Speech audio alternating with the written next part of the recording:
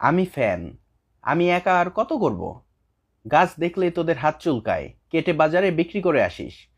এরপর এসে বলিস ফ্যান গরম বাতাস দেয়। অকৃতজ্ঞ কোথাকার! তোদের যে এখনো বাতাস দেই এটাই তোদের সাত কপালের ভাগ্য। মাঝে মাঝে মনে চায় সিলিং থেকে খুলে লাফ দিয়ে তোদের মাথায় পড়ি। মাথাটা ফাটায় দেখি এসব গাছ কাটার বুদ্ধি কই থেকে বের হয়। শুধুমাত্র ভদ্রতার খাতিরে করি না। তোদের গরম বাতাস আমি দেই না, তোরাই বাতাস গরম করছিস। যদি লজ্জা থেকে থাকে তাহলে ফ্যানের নিচে বসে উমা উমা না করে গাছ লাগা। নইলে এভাবে চলতে থাকলে নিজেরা তো মরবি, বাচ্চা কাচ্চাগুলার ধান খেতে উট চড়াই খেতে হবে, বলে দিলাম। ফাজিল। হ্যাঁ, তো আমি কি করব? তুই ফ্যান, তোকে অনেক কিছু দিতে হবে। আমাদের যা ইচ্ছা তাই দিতে হবে। নাহলে তুই ফ্যান হয়েছিস কেন? ফ্যান না হয়েই থাকতে পারতি। ফুট।